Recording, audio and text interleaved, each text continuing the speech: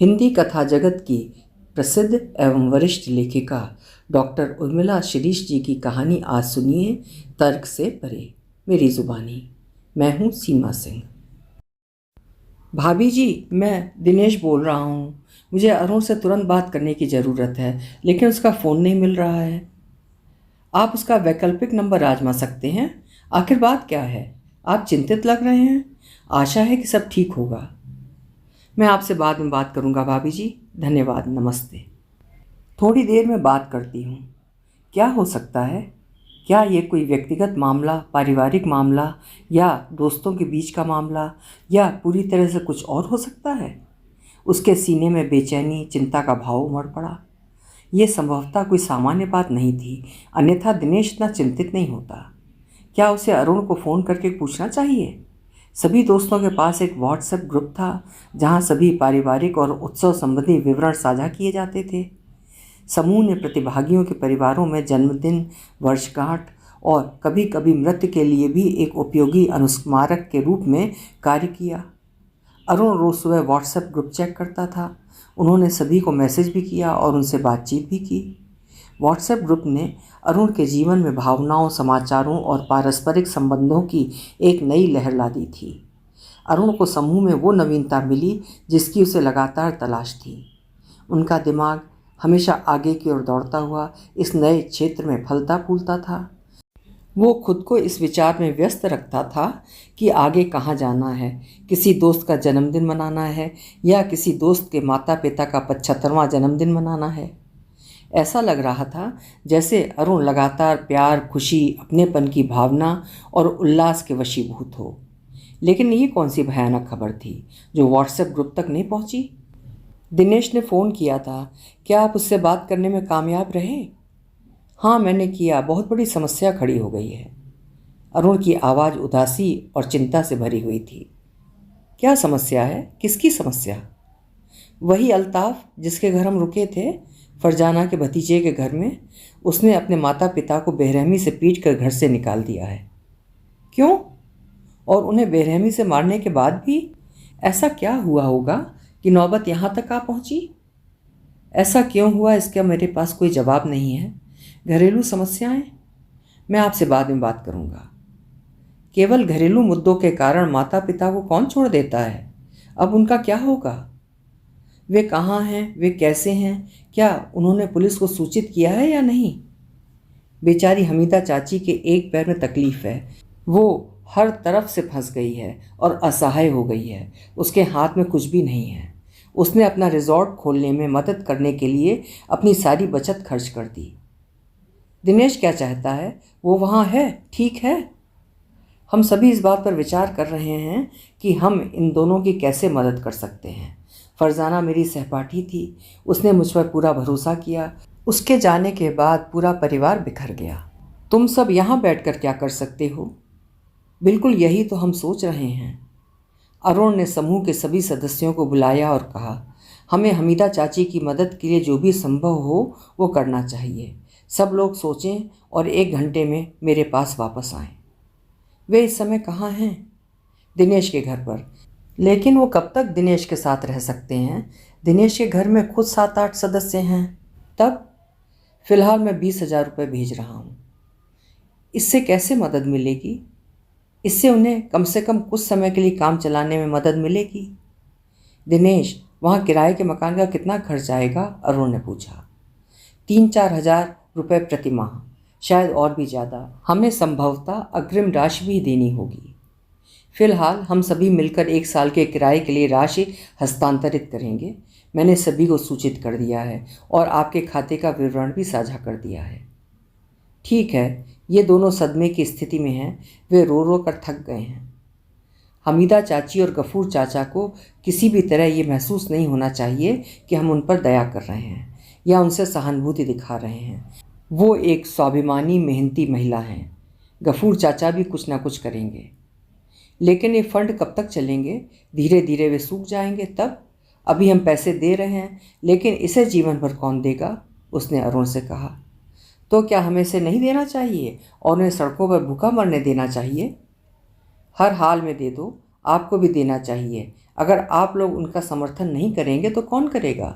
लेकिन उन्हें आजीविका चलाने के लिए कुछ करने की ज़रूरत है, कोई ना कोई काम। अगर वे उत्पादक होंगे और कुछ काम करेंगे तो उन्हें भी अच्छा लगेगा, उसने अरुण को समझाया। अरुण सोचने लगा। वो नंदा से सहमत थे कि केवल पैसा समस्या का समाधान नहीं है, स्थायी समाधान के बारे में सोचा जाना चाहिए। एक बार उनसे बात करो, आखिरकार ये उनके पूरे जीवन का प्रश्न है। भले ही कल अल्ताफ को अपने तरीके की गलती का एहसास हो और वो उन्हें वापस ले जाए, फिर भी उनके पास एक स्वतंत्र आय होनी चाहिए। दिनेश, मुझे गफूर अंकल से फ़ोन मिलाओ। अरुण की आवाज़ सुनकर गफूर टूट गया और सिसकते हुए बोला, अल्लाह इसे किस गुनाह की सज़ा दे रहा है? हमने कभी नहीं सोचा था कि वे इस तरह कोट बदलेंगे। सब कुछ बर्बाद हो गया, हम क्या करेंगे, कहाँ जाएंगे? अल्लाह उसे कभी माफ़ नहीं करेगा। अंकल चिंता मत करो, हम सब यहाँ हैं। ये सच है। क्या कोई ऐसा काम है जो आप कर सकते हैं? क्या मेरी बढ़ती उम्र को देखते हुए इधर उधर दौड़ना संभव होगा? वो काम नहीं जिसमें इधर उधर भागना शामिल हो। शायद आप अंडे और अन्य ज़रूरत की चीज़ें बेचने वाली दुकान चला सकते हैं। कुछ छोटी सी चीज़ जिसे आप और आपकी पत्नी आसानी से प्रबंधित कर सकते हैं। आप न केवल व्यस्त और पूर्ण होंगे बल्कि आर्थिक रूप से स्वतंत्र और आत्मनिर्भर भी होंगे। गफूर सोचने लगा, दुकान कहाँ से आएगी, पैसा कहाँ से आएगा? यदि वो सफल नहीं हुआ तो फंडिंग बर्बाद हो जाएगी। गरीब बच्चे। बचपन में अरुण अक्सर हमीदा और गफूर के घर पर पाया जाता था। वो फरजाना का सहपाठी था। ईद और बकरीद उनके निजी त्यौहार लगते थे। हमीदा अरुण के पिता को राखी बांधती थी। अरुण के पिता भी हमीदा को अपनी बहन की तरह प्यार करते थे। ये वो वर्ष था जब बच्चों ने अभी अभी स्कूल समाप्त किया था और शहरों की विशाल सड़कों पर अपना भविष्य बनाने के लिए गांव की सीमाएं छोड़ रहे थे। अरुण गांव से तो दूर चला गया था, लेकिन उसने इस परिवार को कभी अपने दिल से दूर नहीं होने दिया था। फरजाना के लिए उसकी चाहत हमेशा बनी रहती थी। अरुण की पत्नी नंदा चाय बना रही थी। समाचार के लिए टीवी चालू कर दिया गया। दो गुटों के बीच पथराव से माहौल तनावपूर्ण हो गया। पत्थरों के ढेर और टूटी कांच की बोतलों वाली छतें दिखाई जा रही थीं। दूसरी खबर सनसनीखेज थी। एक नाबालिग लड़की के साथ बेरहमी से सामूहिक बलात्कार किया गया और फिर उसकी हत्या कर दी गई। दो आरोपी इरफान और जुबैद को गिरफ्तार कर लिया गया था। माहौल अस्थिर था। मानवाधिकार संस्था के साथ मुख्यमंत्री ने पीड़िता के घर का दौरा किया और एक आपात बैठक भी बुलाई। रात के 8 बजे थे। ये वो समय था जब अरुण की माँ आमतौर पर डेली सोप देखा करती थी, लेकिन अरुण अभी भी व्हाट्सएप ग्रुप पर चीज़ों को जानने की कोशिश में लगा हुआ था। दिनेश, कोई छोटी दुकान देखो जहाँ गफूर चचा और हमीदा चाची अंडे, ब्रेड, मक्खन और अन्य दैनिक किराने का सामान बेच सकें। दिनेश अभी भी दबाव में था। इस दबाव का कारण वो कुरूप तरीका था जिससे जोड़े को विस्थापित किया गया था। जो कोई भी पूरी कहानी जानता था वो अभी भी इस सदमे से उबर रहा था। नंदा ने टीवी चैनल बदल दिया। विभिन्न राजनीतिक दलों के अलग अलग प्रवक्ता और प्रतिनिधि शोर मचाते हुए बहस कर रहे थे। आरोप लगाए जा रहे थे कि बहुत सी मस्जिदों में ऐसी कलाकृतियाँ थीं जो मंदिरों के अवशेष थीं और इसके परिणाम स्वरूप इतिहास, भाषा और संस्कृति मिट गई। राजनीतिक दलों के लोगों को बच्चों की प्रगति में कम रुचि थी, बल्कि देश की स्थिति की अधिक चिंता थी। देश के प्रति एक कथित चिंता उन्हें जिंदा खा रही थी। सांप्रदायिक हिंसा, मारपीट और लव जिहाद की घटनाएं उजागर हो रही थीं। यह आरोप प्रत्यारोप और चिल्लाने की होड़ जारी रहती अगर अरुण टीवी बंद करने के लिए नहीं चिल्लाते।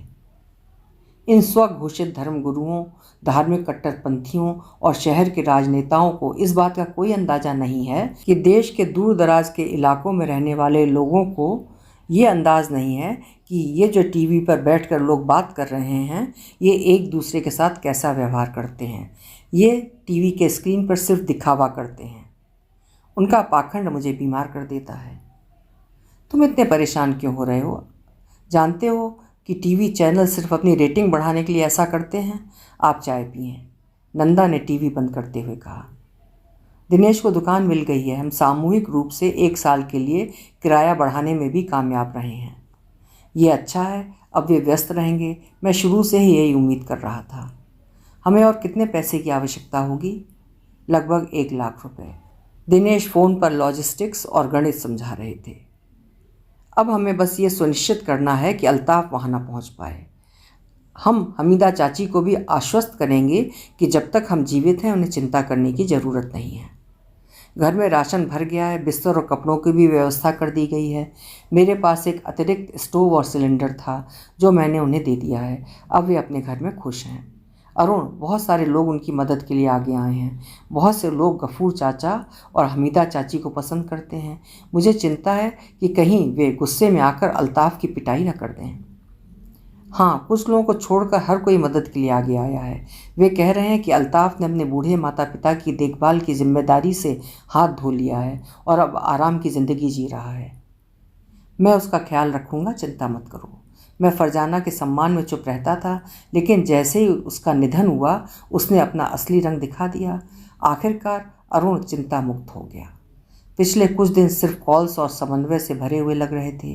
गफूर चाचा और हमीदा चाची के चेहरे रह रहकर उसकी आंखों के सामने तैरने लगते थे। फिर एक दिन जब वो बाहर जाने के लिए तैयार हो रहा था तो फरजाना की बेटी अर्शी ने उसे सलाह दी। वो भोपाल में थी और नर्सिंग का कोर्स कर रही थी। वो एक पुरानी और जर्जर कॉलोनी में पेइंग गेस्ट के तौर पर रह रही थी। फरजाना ने ही उसे अरुण का नंबर दिया था ताकि वो कभी कभार उससे बातचीत कर सके। अंकल। क्या है बेटा? अंकल। वो हिचकियाँ ले रही थी और पागलों की तरह सिसक रही थी। मैंने कभी नहीं सोचा था कि मेरे मामा ऐसा कर सकते हैं। उन्हें क्या हो गया है? बेटा चिंता मत करो, आपके नाना नानी सुरक्षित हैं। आप अपनी पढ़ाई पर ध्यान दो। अब तुम्हें उनकी देखभाल करनी है। अगर आप लोग यहाँ ना होते तो क्या होता? बेटा तुम क्या कह रही हो? हम अजनबी नहीं हैं। आपके नाना नानी ने हमेशा हम पर बहुत स्नेह बरसाया है। हमने व्यवहारिक रूप से अपना बचपन वहाँ अमरूद, आम और शहतूत खाकर बिताया। मैं व्यवहारिक रूप से उसी घर में बड़ा हुआ हूँ। मैं जाना चाहती हूँ। मेरा उनके साथ ईद बिताने से उन्हें भी अच्छा महसूस होगा। क्या तुम्हारी माँ ने तुम्हें कभी नहीं बताया कि अल्ताफ़ क्या चाहता है? माँ ने अपना सारा पैसा उसके रिजॉर्ट में निवेश करने में खर्च कर दिया, ये सोचकर कि वे सभी वहाँ एक साथ रहेंगे। बाकी मुझे कुछ नहीं पता अंकल। ठीक है, रहने दो। तुम कब जाना चाहती हो? कल रात। अरुण ने तुरंत कुछ फल, ड्राई फ्रूट्स और कपड़े खरीदे और अर्शी के घर की तरफ चल दिए। अंकल आप परेशान ना हो, मैं चली जाऊंगी। ये जानते हुए कि तुम अकेले जा रही हो, मैं ऐसा कैसे होने दे सकता हूँ?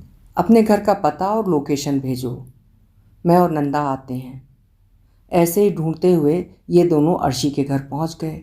सड़क खचाखच भरी हुई थी। हर जगह तंग मकान और दुकानें भरी हुई थीं।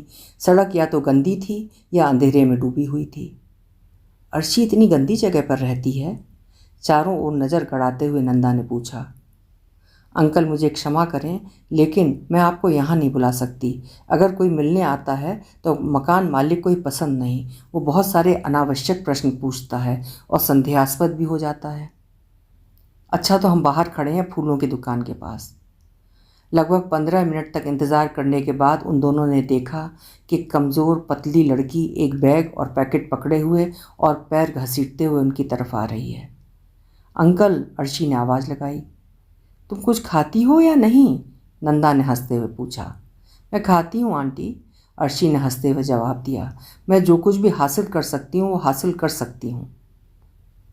जब वो हंस रही थी तो उसके दांत बिल्कुल मोतियों जैसे सफ़ेद और खूबसूरत दिख रहे थे। उसकी आंखें दीपक की भांति चमकती हुई प्रतीत हो रही थीं। वो सचमुच बहुत सुंदर लग रही थी। अंकल, इतना सारा सामान?